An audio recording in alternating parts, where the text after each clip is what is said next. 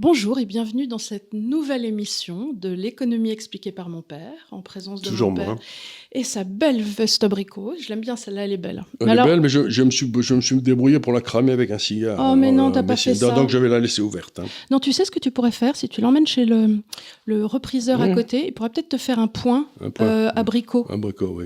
Ça je verrai ça, oui. Ouais.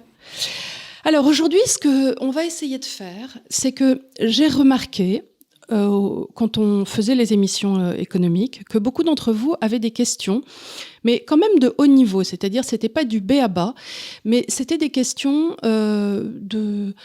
de fond sur pourquoi, dans certaines conditions, les taux d'intérêt faisaient ci, pourquoi la valeur de la monnaie faisait ça. Donc, ce qu'on va essayer de faire aujourd'hui, c'est un petit peu une mise à niveau des questions économiques, parce qu'il n'y a pas de honte à poser des questions, parce qu'il n'y a que comme ça qu'on apprend. Donc, ça va nous faire revoir certains concepts fondamentaux. J'espère que je vais pouvoir répondre. Mais j'espère que tu vas pouvoir répondre, parce que je lui donne jamais les questions à l'avance. Je suis impressionné, les gars. Et donc, j'espère que tu vas voir. Alors, à tout seigneur, tout honneur, parce que c'est le premier qui m'avait posé une question que j'avais jugée intelligente et qui m'a donné l'idée de faire ça. Alors, en quoi la montée des taux d'intérêt ferait-elle baisser la valeur des actifs ?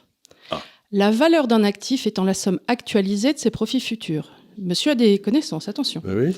Est-ce à dire que la montée des taux fait baisser les profits ? J'espère que tout le monde a compris la question. Tu vas la reformuler pour que tout le monde la comprenne bien. C'est une bonne question, hein ? C'est une bonne question parce qu'en effet, ce sont des notions complexes. Alors, on va essayer de raisonner comme ça. Si les taux d'intérêt sont à zéro, voilà, comme on a eu pendant un grand moment, techniquement, tu dois être indifférent à 1 euro que tu vas recevoir aujourd'hui ou à 1 euro que tu vas recevoir dans 10 ans. Ils ont la même valeur, tu vois. C'est bon.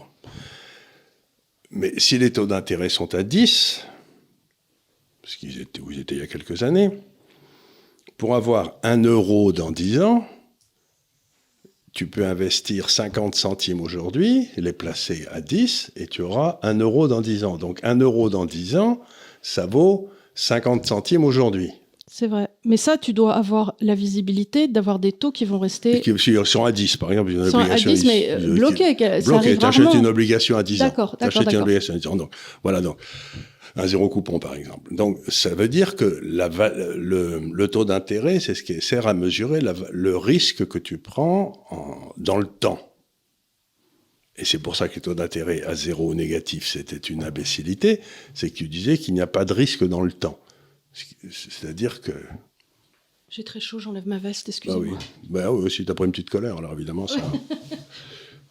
ça. Donc, grosso modo, les taux d'intérêt, ça cherche à mesurer le risque du temps, et plus ils sont élevés, plus 1 euro que tu toucheras dans 10 ans, 20 ans, 30 ans, vaudra moins. Tu vois, puisque tu... Bon, ça, c'est la première notion. Donc, si tu achètes un actif qui te donne 1 euro par an, comme ça, pendant 10 ans, si tu escomptes la valeur de 7 euros par an pendant 10 ans à taux zéro, ça ne change rien, ça vaut ce que la somme des taux. Mais si tu l'escomptes avec des taux d'intérêt à 10%, la valeur va être plus basse dans 10 ans. Tu vois ce que je veux dire ? Oui, je comprends tout à fait. Très bien. Donc, si tu as des profits comme ça que tu calcules pour une société, elle va à un profit de 1, de 2, de 3, de 4, de 5, même s'ils montent. Ça, c'est la visibilité que fait le DAF. C'est la visibilité que fait le DAF. Si tu mets des taux d'intérêt qui sont élevés, ça va avoir une valeur. Et si les taux d'intérêt montent, les profits vont rester les mêmes, mais la valeur de ces profits va baisser.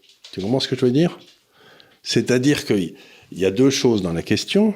Il y a les profits et il y a la valeur actualisée des profits. Et là, ce que j'essaie de dire, c'est que ça fait pas les taux d'intérêt élevés, ça fait pas automatiquement baisser les profits. Ça peut, par exemple, dans l'immobilier, hein, mais ça fait certainement baisser la valeur actualisée des profits. C'est pour ça que quand les taux d'intérêt montent, souvent les marchés des actions ont tendance à se péter la gueule parce que on s'attend pas à ce qu'il y ait une hausse des profits très forte et donc automatiquement la valeur de ces profits baisse. Tu as juste la valeur des profits actualisée au taux d'intérêt. C'est ce qui se passe. Voilà. J'espère que j'ai répondu à la question. Je pense. Oui. Voilà. Alors, une autre question d'une très gentille dame. Bonsoir, chère famille Gave. J'ai un peu honte de ma question, il n'y a pas. En quoi l'inflation en France ferait baisser la dette du pays et de l'État La mort du rentier avec l'inflation, j'ai compris, mais la baisse de la dette, je suis perdu, et pourtant, je m'accroche pour comprendre. Bon, ben écoutez, on va essayer d'expliquer ça. Mettons que... Attendez, je réfléchis une seconde, là, parce que je cherche une façon simple de l'expliquer. Les impôts. Bon. Ça suit à peu près ce qu'on appelle le PIB nominal. C'est-à-dire, mettons que le gouvernement français prenne 40% d'impôts sur la richesse créée en France. Bon, alors si le PIB est à 100, il va prendre 40. Tu vois, bon, très bien. Si le PIB est à 200, il va prendre 80. Puis on passait de 100 à 200, mettons. Mais elle, la dette, quand il a emprunté à 100, il va rembourser à 100. Tu vois ce que je veux dire? C'est emprunter 100 en dette, on ne va pas te faire rembourser 200. Oui, non, on ne va pas faire rembourser 120. Donc si le PIB... Sauf si tu l'as prévu dans le contrat, mais bon... Non, voilà. Mais si le PIB passe de 100 à 200 et que la dette passe reste à 100, eh ben avec les 80, il pourra payer beaucoup plus facilement sa dette qu'avec les 40. Donc l'inflation, c'est une façon pour l'État de rembourser en monnaie de singe. C'est-à-dire qu'il dit, je vous ai emprunté 100 et ces 100 valaient, ça vous permettait d'acheter 10 trucs comme ça. Ben maintenant, les 100, ça vous permet d'en acheter que 5. Voilà. Mais lui, en attendant, il continue à percevoir ses impôts sur les 200, tu vois ce que je veux dire? Donc, c'est une façon de... Et alors, pour que cette gentille personne comprenne, il y a eu un roi de France qui était Philippe le Bel, et qu'on a appelé le roi faux-monnayeur, parce que je crois qu'il a dévalué quelque chose comme 12 ou 13 fois dans sa vie, enfin pendant son royaume, sa royauté. Et ce qu'il faisait, c'est qu'à l'époque, vous empruntiez en livre, je crois, je sais pas, de la livre tournoi, je sais plus quoi, il empruntait un livre, et la livre avait un poids d'or. Donc elle disait, dans une livre française, vous avez, je sais pas, 6 onces, 3 grammes, ou je sais pas quoi. Bref, il n'y était pas les grammes, c'était autre chose. Bon. C'était des onces, non? Ça avait peut-être des onces, ça s'appelait même des onces, avoir du poids, je crois. C'était un drôle de truc. Et puis ensuite, il empruntait ça, et puis il disait, puisque c'était la monnaie officielle, la livre tournoi, maintenant, il y a plus 3 onces dedans, il y en a 2. Et donc, il faisait baisser la valeur de l'or, donc il remboursait avec de moins en moins d'or la même dette. Mais au fur et à mesure du temps, les souverains, ils rognaient les pièces. Donc, ça, c'était les gens qui rognaient les pièces. C'est une autre façon de le faire. C'est une autre façon de le faire. Ah, oui. C'est-à-dire qu'au début, tu avais des sols qui faisaient un certain poids, on va dire 6 grammes, et tout à coup, ils en faisaient plus que 3,5. Parce que tout le monde rognait un petit peu pour faire de la poudre d'or et refaire de l'or avec. Mais ça, c'était le particulier qui essayait de se protéger. Tandis que là, c'est le gouvernement qui détermine souverainement le poids d'or qu'il y a dans sa monnaie. Tu penses bien, alors c'était donc la façon c'est ce qu'a fait l'Empire romain pendant toute ça, juste comme ça qu'il a fini par couler, parce qu'à la fin il n'y avait plus rien dans la monnaie, quoi, donc ça valait plus rien. Et donc voilà, c'est une façon, tu empruntes dans une monnaie et tu te débrouilles pour que la valeur de cette monnaie baisse, donc ça veut dire que tu dois rembourser moins. D'accord. Encore une fois, j'essaie d'expliquer aux gens que l'inflation, c'est pas la hausse des prix, c'est la baisse de la valeur de la monnaie. Et autre chose aussi, le problème, c'est que dans l'inflation, les gens comprennent systématiquement aussi hausse des prix, alors que l'inflation monétaire est la cause de la hausse des prix. C'est la cause. C'est pour ça qu'autrefois, en bon français, quand les gens y comprenaient quelque chose, on disait que l'inflation, c'était la hausse de la quantité de monnaie. Mais ça l'est toujours. Ça l'est toujours. En bon français, l'inflation, c'est la... Sauf que par déviation, maintenant... on appelle la hausse des prix l'inflation. Donc, l'inflation cause la hausse des prix. Voilà. Alors, attends, ça, c'est un peu technique. Oui, alors, celle-là, elle est un peu dure, mais on y va, de Gabriel. Je n'ai jamais compris pourquoi la hausse des taux directeurs ont un impact sur les taux que les banques font aux entreprises et aux ménages. Du fait que les banques commerciales créent la monnaie, elles ne l'empruntent donc pas. Alors oui, oh là, c'est balèze ça. Alors on va essayer d'y aller à plusieurs. On va faire d'abord les taux. On va faire les taux. Alors les taux directeurs, imaginons les taux directeurs, c'est les taux auxquels une banque commerciale peut emprunter à la banque centrale si elle est en difficulté de trésorerie. Tu vois, donc... et donc, c'est donc... C'est le taux, quasiment le taux minimum auquel quelqu'un peut emprunter dans le système, le taux directeur, tu vois, donc, si la BNP a besoin d'argent, elle va voir la Banque de France, et la Banque de France lui prêtera au taux, et la BNP peut avoir besoin d'argent parce qu'elle a prêté trop d'argent. Elle a une crise de liquidité, donc elle a besoin qu'on lui fasse. C'est ce qu'on a fait, par exemple, pendant la crise de Lehman Brothers, là. Donc, grosso modo, le taux directeur, c'est le taux auquel les banques empruntent et personne ne peut emprunter moins cher. Donc, si le coût le plus bas de l'emprunt monte, par ricochet, c'est le taux auquel tout le monde va se brancher là-dessus, parce que tu ne peux pas avoir un taux de marché qui sera inférieur au taux directeur. C'est pas possible, parce qu'à ce moment-là, si tu veux, tout le monde emprunterait à ce taux-là et se mettrait au taux directeur. Tu vois. Donc voilà, c'est donc la banque dit, c'est un message qu'envoie la banque en disant que le temps va coûter plus cher.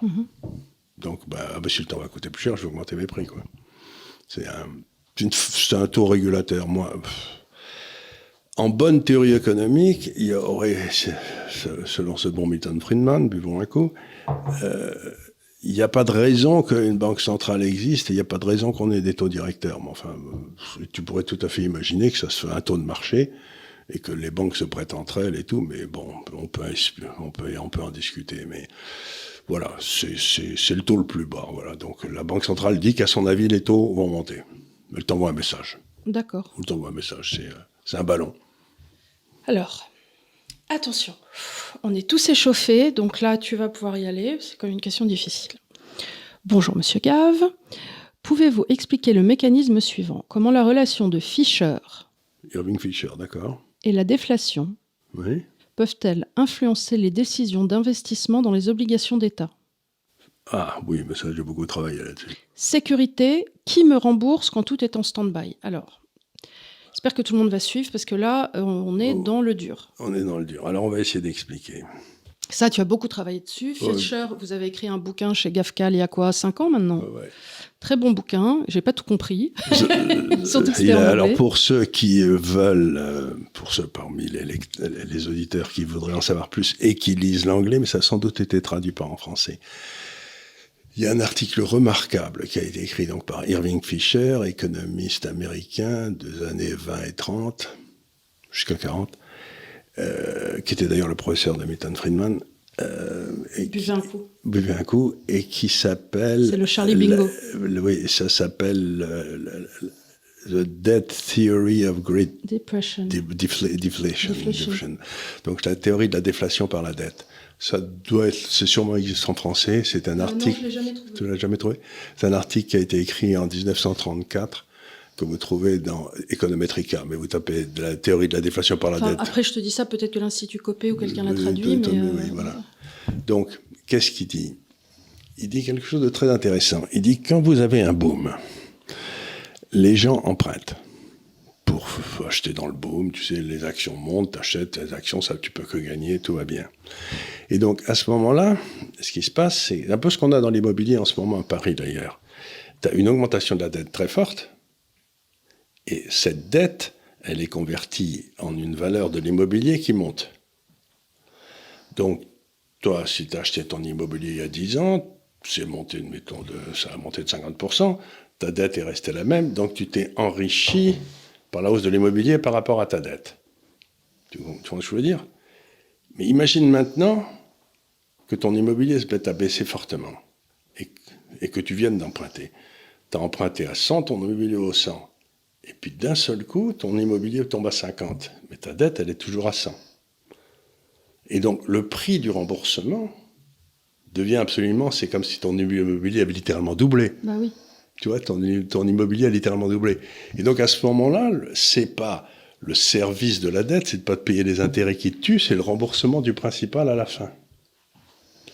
Et ça entraîne ce phénomène, quelque chose qui s'appelle un écroulement de la vitesse de circulation de la monnaie. C'est-à-dire tout le monde se met à épargner comme un rat pour être capable de rembourser cette pauvre dette.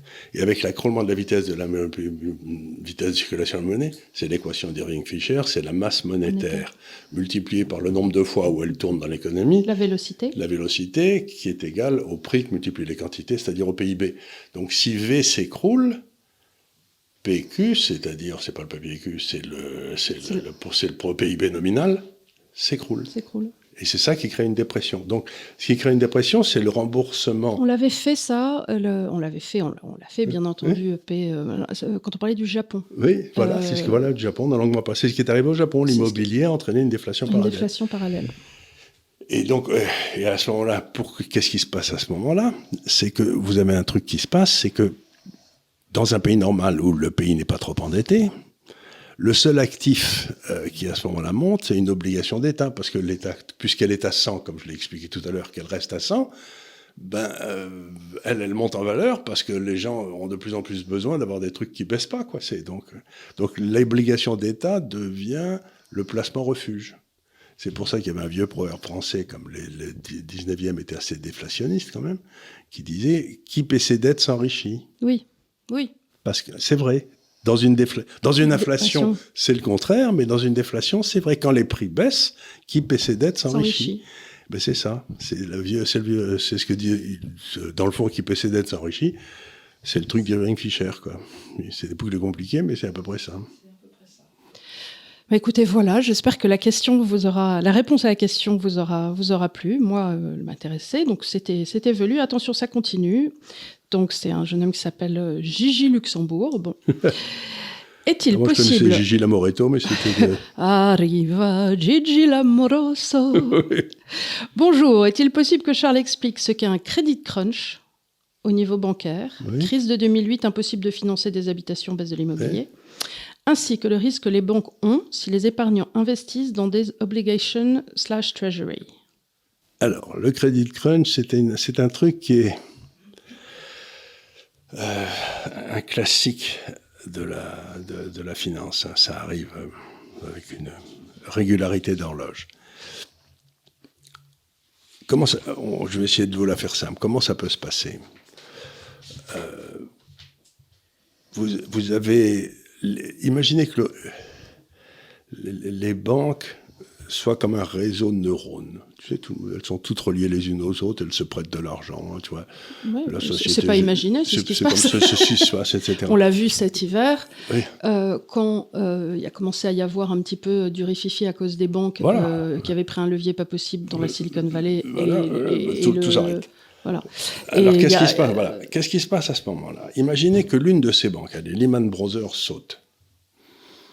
Alors, il y a toute une série de banques qui avaient des crédits chez Lehman Brothers, qui avaient prêté de l'argent parce que Lehman Brothers...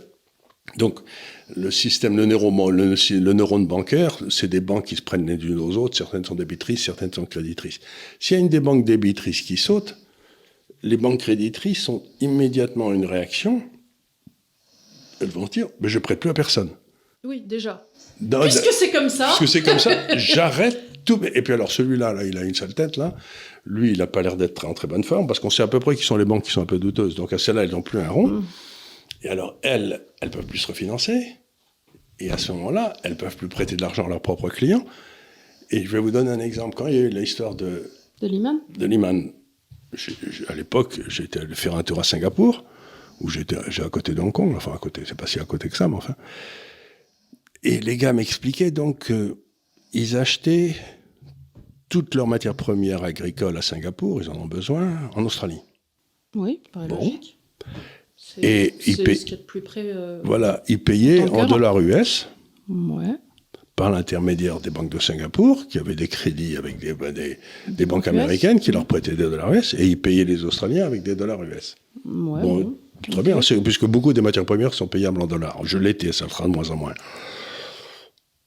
Mais quand il y a eu l'histoire de Lehman Brothers, les banques américaines, pendant à peu près 6 semaines, ont refusé de prêter des dollars à toute banque extérieure. Ouais. Donc les banques de Singapour se sont retrouvées...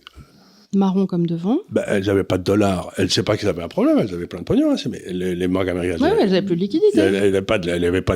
Les dollars, on ne les trouvait pas. Et donc, ils ne pouvaient plus acheter la bouffe en Australie. Oui, c'est quand même embêtant, ça. Ben, je te crois, ça a dû les énerver un chouïa. Donc, ils ont trouvé des tas d'astuces, etc. Ils ont fait appel à la Banque centrale qui avait des réserves de change, etc. Enfin, ça a dû les enquiquiner un moment. Mais c'était très, très embêtant. Et ça s'est passé dans toute l'économie mondiale. Donc, alors que l'économie mondiale allait bien, tu as eu une espèce d'arrêt net.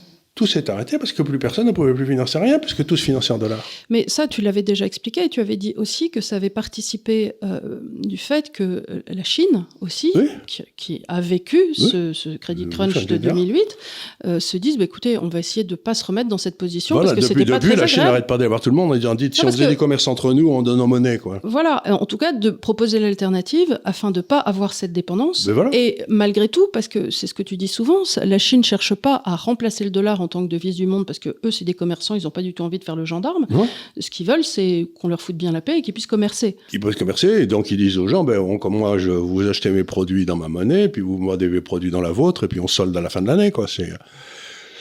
Et donc ça a été la première grande alerte sur le dollar US. On s'est rendu compte que dans le fond, le dollar US dépendait, puisque un dollar, ça paraît curieux, mais ne peut pas être en dehors des États-Unis. Donc,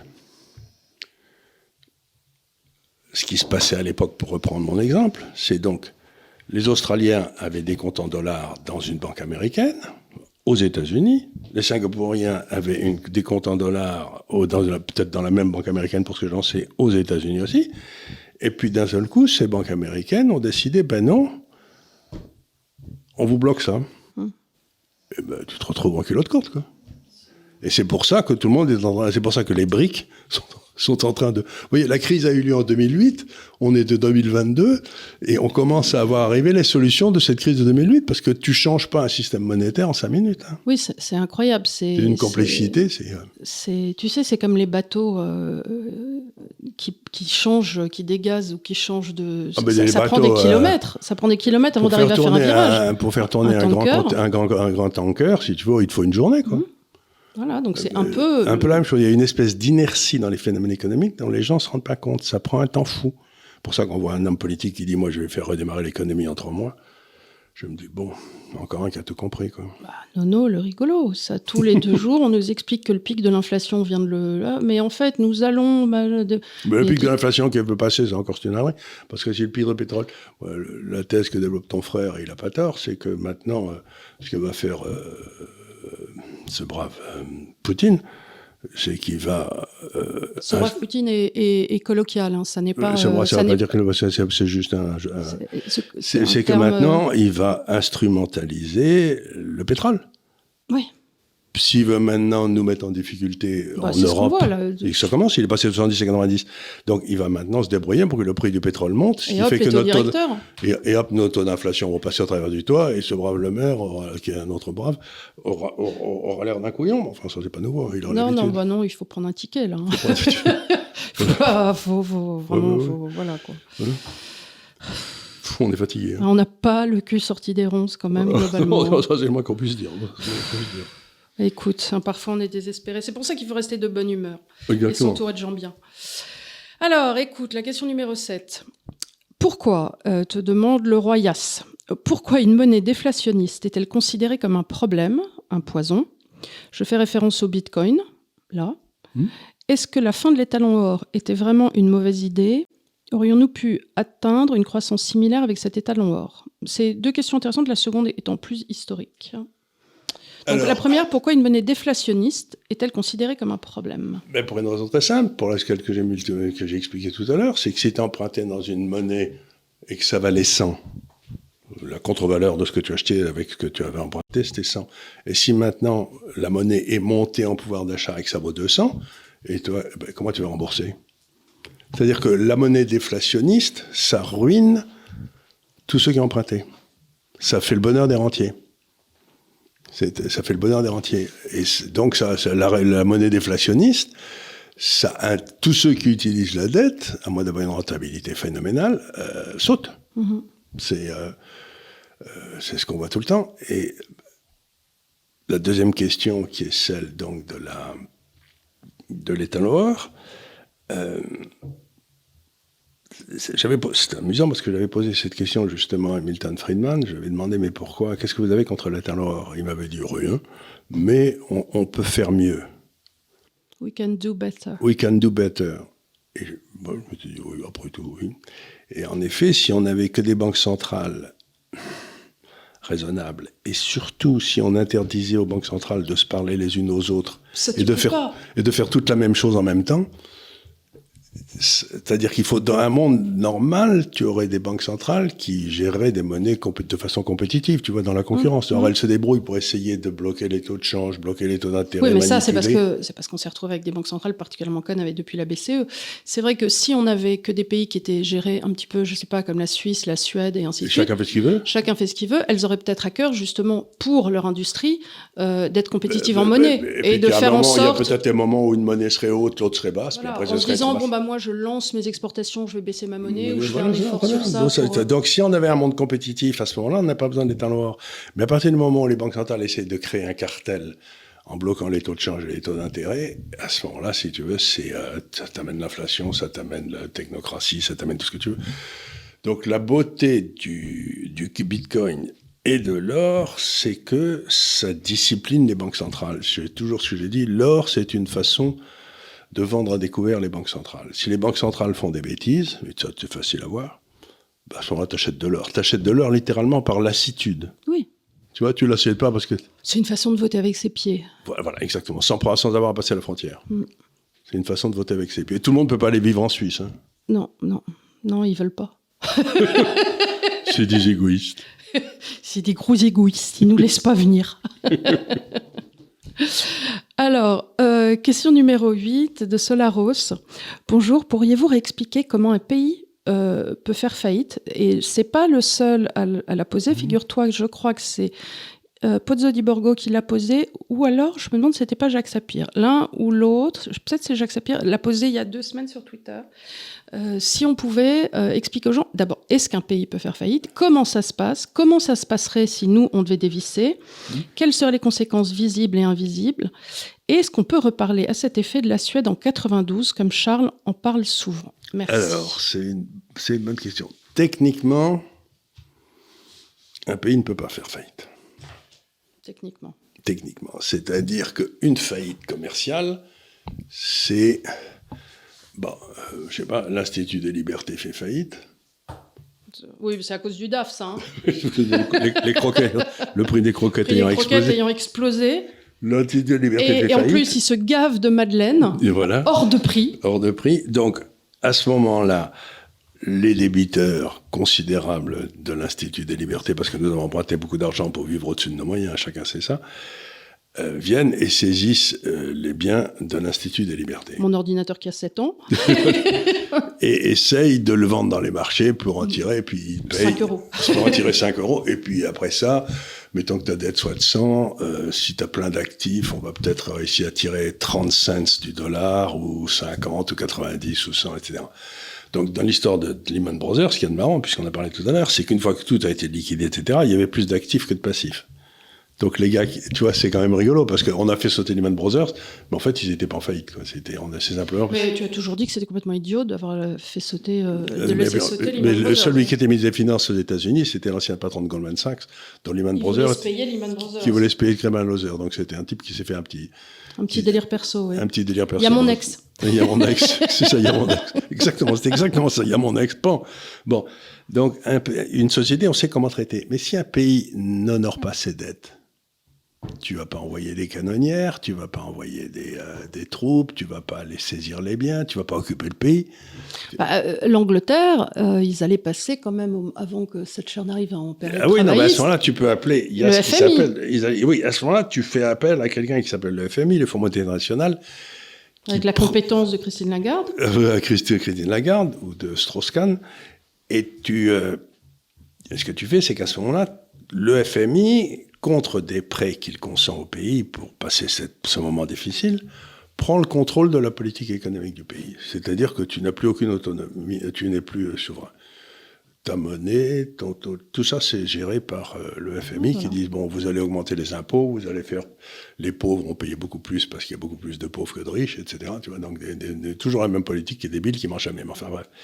Donc à ce moment-là, ça veut dire que tu perds toute souveraineté. Et quand je prends l'exemple, par exemple, de l'Argentine, ceux qui souffrent toujours dans les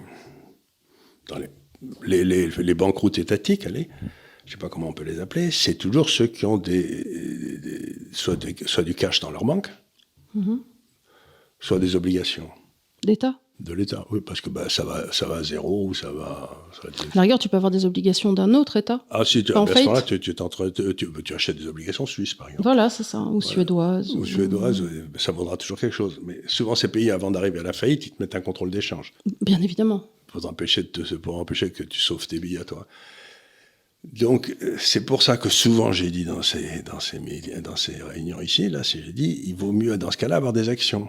Parce que les gars qui avaient des actions en Argentine, au Venezuela, au Zaïre, ou j'en sais rien, elles montent, tu vois. Oui, elles dépendent de la valeur schumpeterienne de la société. Donc, imaginons que tu as des actions de L'Oréal, les gens continuent d'acheter de la teinture pour cheveux et du dentifrice. Voilà, donc, elles montent tes actions.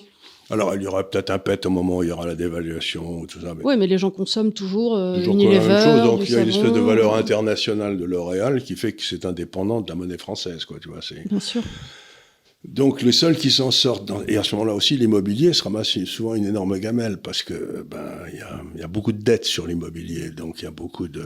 surtout que là, on a une... Et là, le gouvernement bloque les prix aussi. On se traîne une dette pas possible parce qu'avec les taux zéro, avec les effets de levier... c'est fou ce qui s'est passé. C'est fou, il y a une dette qui traîne. Je connais un gars qui connaît très très bien l'immobilier en France, il me dit que la situation est dramatique et qu'on peut commencer, si on arrive avec un peu de cash, à faire des affaires extraordinaires d'un type qui en ce moment est pris qui est des gars qui sont pris à la gorge et tu peux acheter littéralement quelque chose qui vaut 1000 avec 100, quoi. Parce que à ce point-là. Ah oui, il dit que ça commence à être... Ça commence à être comme en 36. Ça commence à aller très... c'est-à-dire qu'il y a des gens qui sont... C'est-à-dire qu'effectivement, si tu as la banque aux fesses et qu'on va saisir ton domicile et ainsi de suite, tu liquides. Et il y a eu tellement de leviers avec des gens qui faisaient effectivement du Airbnb ou qui essayaient de retourner c'est ce qui arrive toujours. La maison de Paris, vous l'avez acheté un peu comme ça à l'époque. On l'a acheté à des marchands de biens qui avaient sauté, oui. Qui avaient sauté. Littéralement à la barre du tribunal de commerce, ça c'était en 92, je crois, ou je sais plus quoi. Oui, c'est ça, au moment. C'est au début des folies de Trichet, ça, oui. Voilà, 92-93. 92-93, après la réunification allemande, au moment des folies de Trichet. Bon, donc, oui, une nation ne peut pas faire faillite, mais ceux qui ont prêté à cette nation peuvent faire faillite. Il faut se souvenir que les grandes faillites... mais ceux qui ont prêté à cette nation, c'est nous tous, parce qu'on nous a bourrés d'obligations d'État. Oui, d'abord les citoyens, ça veut dire, mais il faut se souvenir que, par exemple, l'une des plus grandes faillites bancaires de l'histoire, c'était les banques italiennes. Quand Philippe II, c'était avec François Ier, c'était vers 1520, par là. D'un seul coup, l'Espagne, qui ne pouvait pas faire faillite, puisqu'elle avait toutes sa mine d'or qui arrivait avec plein d'or, Philippe II, il a décidé de ne pas payer. Parce que toutes les banques italiennes ont sauté, ça a été un bain de sang, quoi. C'est une des grandes crises bancaires de l'histoire. Donc, Philippe II, la royauté espagnole, elle a continué noblement. Surtout qu'ils étaient en Espagne. Ils étaient en Espagne. Ça se passait bien, merci beaucoup. C'était mieux, et puis ils continuent à recevoir de l'or. Mais alors, les banques espagnoles qui avaient prêté, les banques italiennes qui avaient prêté, ils ont tous fait faillite. Donc, un État ne peut pas faire faillite, mais ceux qui ont prêté à l'État peuvent tout à fait faire faillite. Et d'ailleurs, dans le portefeuille idéal, on vous recommande urbi et orbi de n'avoir rien qui touche à l'État français. Qui touche à l'État français. Voilà. Alors, question numéro 9. On revient un petit peu sur la Chine. Que pense M. Gave des risques encourus sur des investissements en Chine si d'aventure une tension militaire intervenait entre ces pays et les USA, l'exemple russe n'étant pas sans m'alerter? On a eu une grande conférence à Londres hier, pour ma vraie société, GAFCAL, où il y avait à peu près 300 institutions de la City qui étaient là. On a fait parler notre bureau de Pékin, etc. Alors, confrontation militaire États-Unis... États-Unis ou... voilà, Chine, hein. Oui, mais États-Unis-Chine, est-ce que c'est probable? Je voudrais... Bon, les États-Unis sont en guerre à peu près de façon ininterrompue depuis... Depuis à peu de choses près, le président Bush le père, c'est-à-dire qu'ils sont bon. Je ne crois pas à une attaque des États-Unis ou à ce que la Chine attaque Taïwan, parce que les Chinois ont comme stratégie militaire toujours, depuis très longtemps, de penser que les victoires les plus importantes sont dans les batailles qu'on n'a pas eu besoin de livrer. C'est-à-dire que il faut savoir qu'avant le 19e siècle, oui, le 19e, la fin du 19e, pendant 500 ans, la Chine n'avait jamais eu une guerre. C'est pas un peuple guerrier, ils détestent la guerre, ils attendent que le fruit tombe comme eux. Pourquoi je dis ça? Parce que je regarde les États-Unis aujourd'hui et je vais vous donner quelques chiffres qui me laissent absolument pantois. Je ne suis pas sûr que je les comprenne moi-même, hein, donc je vais vous expliquer. Le PIB américain, mettons, est 30 000 et quelques milliards de dollars. Bon, 30 000 milliards de dollars, c'est ça. C'est tellement gros que je ne sais plus. Le remboursement de la dette qui arrive à échéance dans les 12 mois qui viennent, hein, c'est 7 500 milliards de dollars. 700 000 milliards de dollars, c'est monstrueux, quoi. À ça, il va s'ajouter un autre déficit budgétaire qui va être de 250, donc ça te fait à peu près 10 000. C'est-à-dire que le service de la dette aux États-Unis est en train de passer au-dessus du budget de la défense et du déficit de la sécurité sociale. Les dépôts bancaires aux États-Unis, la totalité des dépôts bancaires, c'est 20 000 milliards de dollars. C'est-à-dire que ce que les États-Unis vont devoir faire, c'est si l'étranger ne finance pas, il va falloir que la moitié des dépôts bancaires aille à servir à faire tourner la dette américaine. C'est même pas envisageable, quoi. C'est même pas.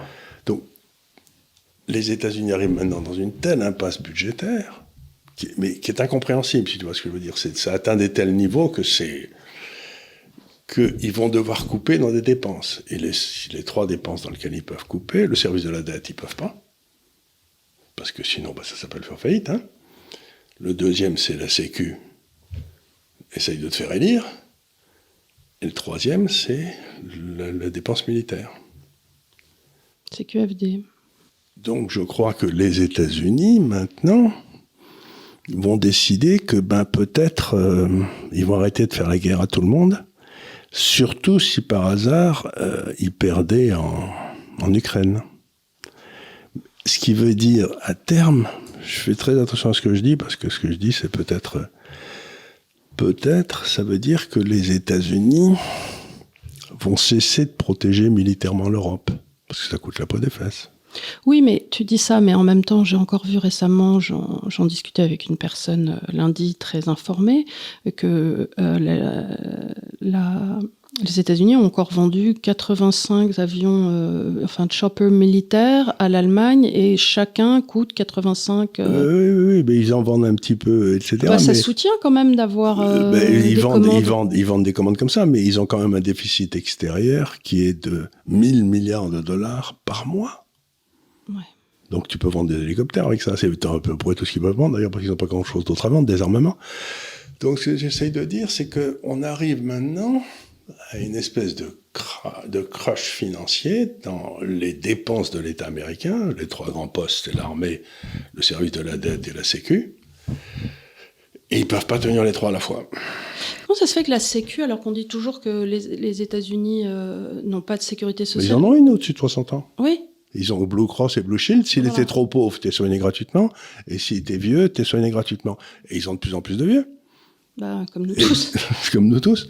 Et donc voilà. Et donc ce que j'essaie de dire, c'est qu'il me semble qu'avant que cette question ne se pose, il va y avoir la question du financement du déficit budgétaire américain. Alors si la Banque centrale commence et dit maintenant je vais acheter ça, et tu vois, je vais acheter ces obligations qui arrivent à échéance, etc., ça veut dire que la masse monétaire va exploser et qu'on est reparti pour une crise d'inflation. À ce moment-là, il faut avoir aucune obligation aux États-Unis. Donc, ils arrivent à un moment où ils ont eu le beurre et l'argent du beurre en empruntant pendant des années. Je me demande si on n'est pas dans les 12 mois qui viennent, à un moment où ça va coincer. D'accord. Et alors, tu me diras, il y a des gens de mauvaise qualité qui me diront, mais si ça va coincer, c'est le moment pour commencer une guerre, mais je sais pas si la population est très chaude, hein, l'idée. Et puis en plus, l'armée marche pas, quoi. Ils réussissent pas à embaucher des gens. Et puis si tu fais une armée, si tu veux, où le but essentiel de l'armée, c'est d'être sensible au LGBTQ, je sais pas quoi, t'as peut-être pas très envie d'aller voir cette armée se battre contre des talibans, tu vois ce que je veux dire?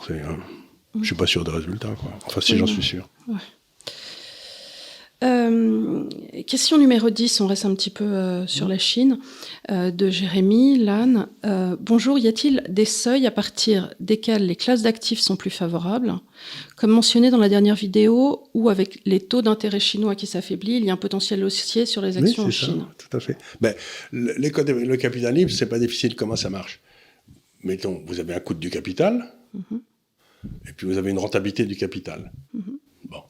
Tu la trouves où, la rentabilité du capital, quand tu as un Kidam et que tu cherches... Tu cherches, par exemple, pour toi, ce sera le dividende. D'accord. Tu vois, tu dis, les actions chinoises me donnent du 4 ou 5% de rendement. Voilà, par exemple, pour toi. Tu te dis, si je peux emprunter à 1 ou à 2 en Chine, et que j'achète une action qui me donne du 5 et le dividende est à peu près stable, je m'en fous. Moi, ce qui m'intéresse, c'est de toucher les 3, et puis dans le fond, le cours de l'action, je m'en fous. Donc, quand la rentabilité du capital est au-dessus du coût du capital, ça monte. Oui, bien sûr. Et quand le coût du capital est au-dessus, ça baisse. Et qu'est-ce qui s'est passé? C'est que beaucoup de gens avaient énormément spéculé sur l'immobilier. On a eu une déflation dans l'immobilier, pour revenir à ce qu'on disait tout à l'heure. Les prix ont baissé. Et comme ils avaient beaucoup emprunté, les taux étaient beaucoup montés. Donc, les taux étaient élevés avec la rentabilité du capital qui baissait. Donc, tout le monde perdait de l'argent sur l'immobilier. Mais maintenant, les taux ont tellement baissé en Chine qu'il y a tous les secteurs, peut-être sauf l'immobilier, qui gagnent de l'argent. Donc, ça veut dire que tu ne vas pas gagner de l'argent sur l'immobilier, mais que tous les autres vont commencer à partir à la hausse, quoi. Tu vois, donc, c'est un jeu, le capitalisme, où il faut essayer de comprendre... est-ce que le coût du capital va monter? Est-ce que la rentabilité du capital va baisser? Dans ce cas-là, je ne suis pas acheteur, et vice-versa, quoi. Et aujourd'hui, il me semble que les planètes sont en train de s'aligner pour que ça monte en Chine. Et pour que, regarde, en Allemagne aujourd'hui, il est tout à fait évident que le coût des capitals augmente et que la rentabilité du capital baisse. Ça fait longtemps que je dis que l'Allemagne va connaître une période très dure, mais je crois qu'elle est en train d'y rentrer. Je la pose quand même, bien que... Par quel mécanisme l'inflation rabote-t-elle les multiples de valorisation? C'est une bonne question. La question, c'est... Par quel multiple? C'est par l'intérêt. Souvent, quand l'inflation monte, les taux d'intérêt montent. Oui. Et donc, $1 à toucher dans 10 ans perd de la valeur. Oui. Et donc, là, c'est comme ce qu'on a vu un peu tout à l'heure déjà. Voilà. Et comme les multiples, c'est la même chose. Si tu as une grande confiance qu'il n'y a pas d'inflation, tu es prêt à avoir $1 dans 40 ans. Oui. Et donc, le multiple est très, très élevé. Oui. Et puis, si maintenant tu dis non, moi, tout ce qui est au-dessus de 10 ans, j'en veux plus, le multiple va se contracter. Donc, le multiple, c'est presque l'inverse du taux d'inflation. D'accord. Tu vois, plus il est élevé, plus le multiple est bas, plus, voilà. Bon, très bien. Écoute, je fais la dernière question, parce que ça tombe pile poil, c'est pas pour ça, mais... Bonjour Emmanuel, est-ce que vous pensez que la Chine connaîtra le même sort que le Japon avec l'éclatement de la bulle immobilière dans les années 90 ? Oui, on l'a un peu vu la semaine dernière. Oui. Est-ce qu'il va y avoir des créances irrécouvrables, un vieillissement de la population et un surinvestissement et une surcapacité ? Oula.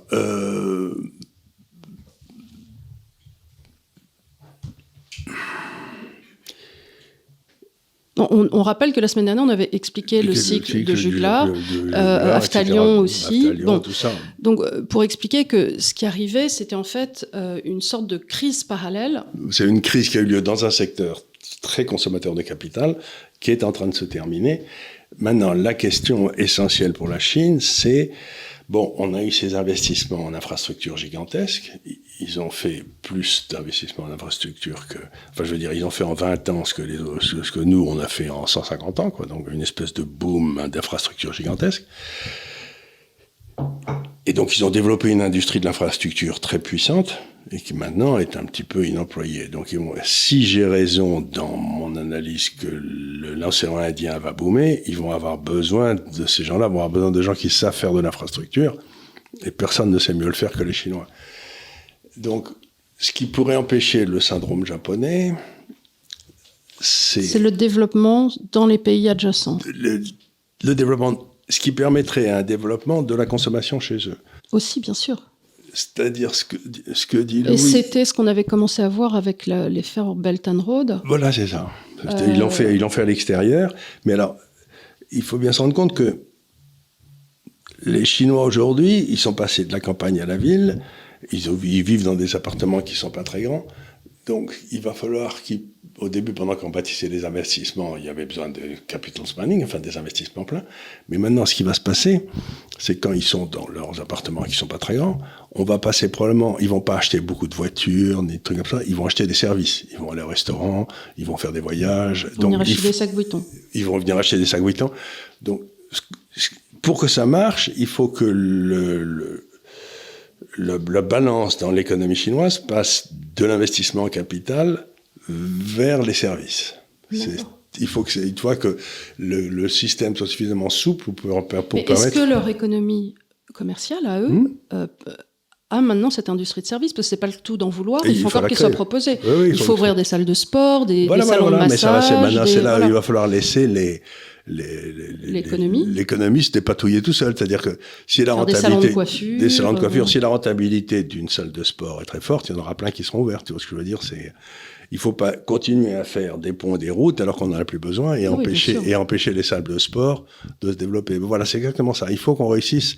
C'est-à-dire que c'est le moment un petit peu de la France des années 60, comme je l'avais expliqué. On passe de la scierie, de la chimie et des charbons à L'Oréal, à Carrefour et à une société de divertissement, une société de divertissement. Où tout à coup, il y avait beaucoup plus de télévision, des cinémas. Voilà. On a commencé à avoir beaucoup de magazines féminins, des disques, une littérature différente. On a commencé à se balader à l'étranger. On avait une mode qui a commencé aussi, parce qu'avant, quand les jeunes filles ont commencé, même à l'époque de Brigitte Bardot, on était obligé de s'habiller comme des mamans, comme des adultes. C'est-à-dire, tout à coup, est arrivée la mode pour les jeunes. Alors, on a eu ces pantalons, pas de def et tout ça. Donc, il y a une économie différente qui se met en place pour les groupes d'âge. Et là aussi, il y a un autre truc, c'est qu'ils ont sorti des millions. Les types qui travaillaient il y a 15 ans, 20 ans, c'était des gars qui arrivaient de la campagne et qui faisaient de l'acier ou de l'aluminium ou j'en sais rien. Là, maintenant, ceux qui arrivent sur le marché du travail, ils sont ingénieurs. Oui, donc c'est plus la même population, ils vont pas consommer du tout de la même façon. Ils vont pas consommer du tout de la même façon, ils vont pas travailler du tout de la même façon. Donc, ils sont dans cette période d'ajustement. Et c'est pas facile, puis il y a beaucoup de pays qui se plantent à ce moment-là. Par exemple, l'Iran, sous le Shah, s'est planté à ce moment-là, parce qu'il y a une espèce d'inadaptation dans les sociétés qui fait que les gens ne sont pas contents. Pourquoi l'Iran Parce qu'il avait fait tous les investissements, ça marchait bien. Et pourquoi ils n'ont pas pu transformer l'essai? Il y a eu un problème qui, pour toi, était religieux ou qui est vraiment... Non, c'est qu'à ce moment-là, il y a eu... c'était un peu comme nous en mai 68, quand on a viré De Gaulle. Il y a toute une série de jeunes qui sont arrivés, qui avaient des poussées de testostérone, qui n'étaient pas contents. Et le pouvoir politique n'a pas réussi à canaliser ça, quoi. Et ça a foutu en l'air leur potentiel économique. Absolument. Ça arrive tout le temps. C'est ce qu'on appelle c'est la dernière étape à franchir pour redevenir un pays riche. Et il y a pas mal de pays dans l'histoire qui ne sont pas arrivés. L'Argentine n'y est pas arrivée, le Venezuela n'y est pas arrivé. Il y en a quand même pas mal. Le Venezuela a quand même été aidé par une corruption absolument incroyable. C'est pour ça que Xi lutte contre la corruption quand même malade. Oui.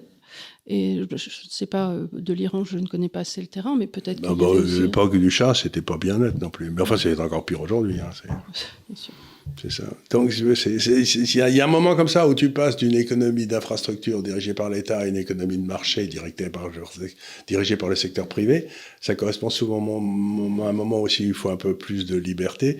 Et un peu plus de liberté, ça part parfois en... C'est dommage parce que cette Perse aurait aujourd'hui un coup à jouer dans ce... Elle est en train de revenir, à mon avis. La grande nouvelle qui vient, ça va être le retour de la Perse. Oui. Le report de la Perse et de la Turquie, ça va être les grandes nouvelles. Il faut que je relise des bouquins d'histoire. Oui.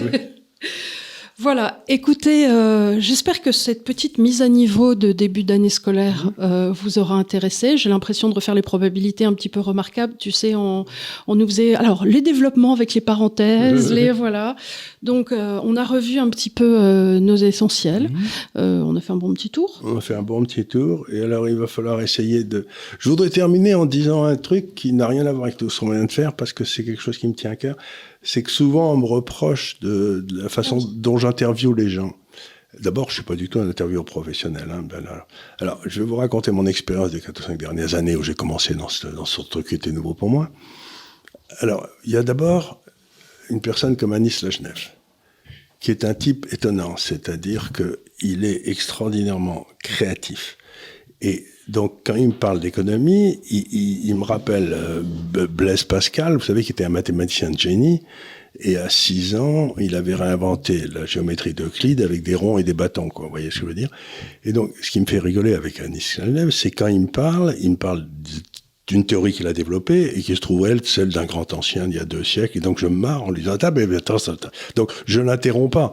J'essaye de lui dire, non, mais ce que vous avez pensé, c'est très bien, ça a été pensé par un ciel. Donc, ça, c'est ce que j'appelle interrompre amicalement, quoi. Le deuxième qu'il faut interrompre, c'est celui qui se lance dans des tunnels à n'en plus finir. Parce que, j'ai interviewé une fois Michel Onfray, qui est un esprit très puissant, etc. Mais si vous ne l'interrompez pas, c'est parti comme un rouleau compresseur et vous pouvez rien dire. Il est certain que Michel Onfray, vous savez tous, donc, ayant dirigé les universités libres de Caen et ainsi de suite, est capable de parler pendant 2h30, 3h30, je pense, sans s'arrêter. Donc si tu ne l'arrêtes pas... En plus, il y a des trucs qui l'intéressent. Et c'est les questions que tu poses, ça n'intéresse pas toujours. Donc j'étais surpris.